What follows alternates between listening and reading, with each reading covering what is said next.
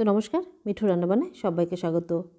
আজকে অল্প তেলে চট জলদি দারুণ মজার স্বাস্থ্যকর একটা রেসিপি বানিয়ে দেখাবো, যেটা আপনারা ঘরে থাকা সামান্য কিছু উপকরণ দিয়ে খুব সহজেই বানাতে পারবেন। এটা বানিয়ে আপনারা ব্রেকফাস্টও খেতে পারেন, আবার টিফিনও দিতে পারেন। আর খেতেও এটা দারুণ টেস্টের, ভীষণ মজার হয়। তো এই মজার রেসিপিটা একবার হলেও বানিয়ে দেখবেন, আশা করছি ভালো লাগবে। তো এই মজার রেসিপিটি বানানোর জন্য এখানে একটা মিক্সিং বোলের মধ্যে নিয়ে নিচ্ছি চালের গুঁড়ো। এখানে 1 কাপ চালের গুঁড়ো নিয়েছি। বাড়ির তৈরি চালের গুঁড়ো নিয়েছি, আপনারা বাজারে রেডিমেড চালের গুঁড়ো নিতে পারেন। এর মধ্যে দিয়ে দিলাম 2 টেবিল স্পুন টক দই। এর সাথে দিয়ে দিচ্ছি সামান্য একটু লবণ, সামান্য একটু দিয়ে দিলাম এখানটায় চিলি ফ্লেক্স না থাকলে না দিলেও হবে, আর সামান্য কিছু ধনেপাতা কুচিও। এবার এর মধ্যে অল্প অল্প করে জল দিয়ে ভালো করে মিক্স করে এর একটা ব্যাটার এখানে তৈরি করতে হবে। ব্যাটারটা খুব বেশি পাতলা হবে না, আবার একদম গাঢ় হবে না। আর দেখতে পাচ্ছেন ভালো করে মিক্স করে নিয়েছি। আর এই কনসিস্টেন্সি দেখুন, খুব বেশি পাতলাও না, আবার খুব গাঢ়ও না। এবার এটাকে ঢেকে 10 মিনিটের জন্য সাইডে রেখে দিচ্ছি। এখানে নিয়েছি দেখুন 4টে ছোটো সাইজের স্টিলের বাটি। আপনারা এরকম সাইজের যে কোনো ধরনের স্টিলের বাটি নিতে পারেন। এবার প্রত্যেকটা বাটির ভেতরেই ভালো করে একটু তেল লাগিয়ে দিতে হবে। তো আমি এখানে একটা ব্রাশের সাহায্যে তেলটা লাগিয়ে দিচ্ছি। আর এখানে সব বাটিগুলোতে ভালো করে তেল লাগিয়ে রেডি করে নিয়েছি। এবার এটাকেও সাইডে রেখে দিলাম। এখানে একটা ফ্রাইং প্যান গরম করে এর মধ্যে দিয়ে দিলাম 1 চামচ তেল। তেল গরম হয়ে গেলে এর মধ্যে দিয়ে দিলাম সামান্য একটু জিরা আর সামান্য একটু কালো সর্ষে। এবার এই দুটোকে হালকা করে একটু ভেজে নিচ্ছি। তারপরে এর মধ্যে দিয়ে দেবো পেঁয়াজ কুচি। তো এখানে একটা মিডিয়াম সাইজের পেঁয়াজ কুচিয়ে নিয়েছি। এর সাথে ছোটো চামচের 1 চামচ দিয়ে দিলাম আদা কুচি, আর ঝালের জন্য এখানে দিয়ে দিচ্ছি লঙ্কা কুচি। 2-3টে লঙ্কা কুচিয়ে নিয়েছি। ঝালের স্বাদটা নিজেদের স্বাদ অনুযায়ী দেবেন। এবার এগুলোকে ভেজে নেব।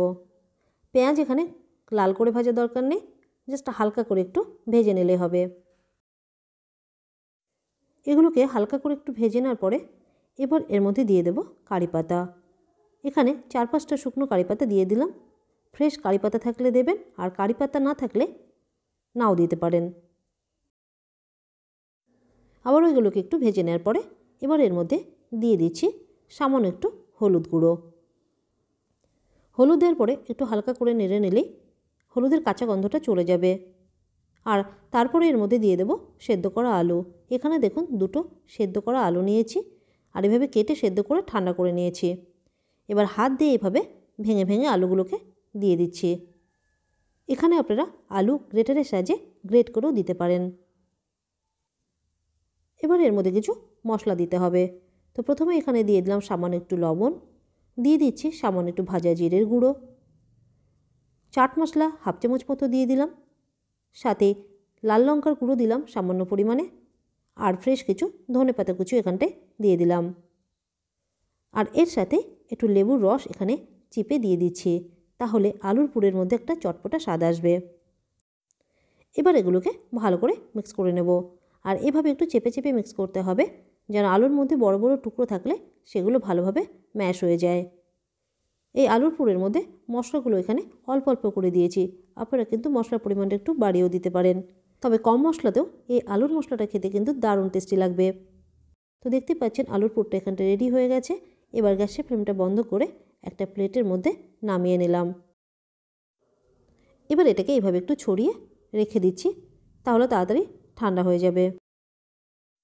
এদিকে চালের গুঁড়োর ব্যাটারটা রাখাও 10 মিনিট মতো হয়ে গেছে, আর ভালো করে সেটও হয়ে গেছে। আবারও ভালো করে একটু মিক্স করে নিচ্ছি। এবার এর মধ্যে দিয়ে দেবো ইনো ফুড সল্ট। এখানে ছোটো চামচের 1 চামচ মতো দিয়ে দিলাম। আপনারা এখানে বেকিং পাউডারও দিতে পারেন। সাথে দিলাম সামান্য একটু জল, দিয়ে ভালো করে আবারও মিক্স করে নিচ্ছি, যেন ব্যাটারের সাথে ইনোটা ভালোভাবে মিশে যায়। তো আজকের এই মজার রেসিপিটি বানানোর জন্য এখানে ব্যাটারটা একদম রেডি হয়ে গেছে। আর আলুর যে মিক্সচারটা ছিল সেটা ঠান্ডা করার পরে এভাবে টিক্কির শেপে রেডি করে নিয়েছি। এবার যে বাটিগুলোতে তেল লাগিয়ে রেখেছিলাম ব্যাটার থেকে প্রথমে 1 হাতা করে ব্যাটার এর মধ্যে দিয়ে দিচ্ছি, মানে প্রত্যেকটা বাটির মধ্যেই দিয়ে দিতে হবে। এবার যে আলুর টিক্কিগুলো রেডি করেছিলাম সেগুলো এবার এর মধ্যে দিয়ে দেব। তো একটা একটা করে প্রত্যেকটা বাটিতেই দিয়ে দিচ্ছি। তবে আলুর টিক্কিগুলোকে এখানে হালকা করে রাখতে হবে, খুব বেশি চেপে রাখা যাবে না, তাহলে রেসিপিটা কিন্তু ভালো হবে না। এবার এর উপর দিয়ে আরও 1 হাতা করে ব্যাটার দিয়ে দিচ্ছি, তাহলে আলুর মিক্সারটা কিন্তু কভার হয়ে যাবে। আর বাটিগুলো এখানে পুরো ভর্তি করা যাবে না, একটু করে ওপর থেকে এভাবে ফাঁকা রাখতে হবে। এবার এভাবে হাত দিয়ে একটু ট্যাপ করে নিচ্ছি, তাহলে ব্যাটারটা সমানভাবে ছড়ে যাবে। আর দেখুন রেসিপিটা তৈরি করার জন্য আগে থেকে জলটা গরম বসিয়ে রেখেছিলাম আর ভেতরে একটা স্ট্যান্ড রেখে দিয়েছি। এবার থালাটা সহ সাবধানে কড়াইয়ের মধ্যে রেখে দিলাম।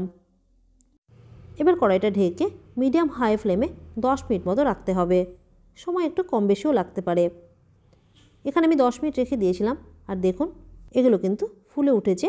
এবার চেক করার জন্য একটা টুথপিক এর মধ্যে দিয়ে দেখে নিচ্ছি। দেখুন টুথপিকটা একদম পরিষ্কার বেরোচ্ছে, মানে এগুলো কিন্তু ভালোভাবে স্টিম হয়ে গেছে। এবার এটাকে কড়াই থেকে নামিয়ে ভালো করে ঠান্ডা করার পরে বাটি থেকে বের করতে হবে। গরম অবস্থায় বের করলে এগুলো ভেঙে যাবে। তো আলুর পুর ভরা চালের ইডলিগুলোকে দেখুন ঠান্ডা করে নিয়েছি, মোটামুটি ঠান্ডা হয়ে গেছে। এবার একটা চাকু দিয়ে প্রথমে বাটির সাইড থেকে এভাবে আলগা করে দিতে হবে, তাহলে খুব সহজেই বেরিয়ে আসবে। দেখুন কত সহজে বেরিয়ে আসলো আর কত সুন্দর লাগছে, ভেতরে চটপটা আলুর স্টাফিংয়ে ভরপুর। তো এইভাবে কিন্তু সবগুলোকে বের করে নেব। আপনারা এই রেসিপিটা ইডলি স্ট্যান্ডও করতে পারেন, তবে এরকম ধরনের স্টিলের বাটি কিন্তু প্রত্যেকের বাড়িতেই থাকে।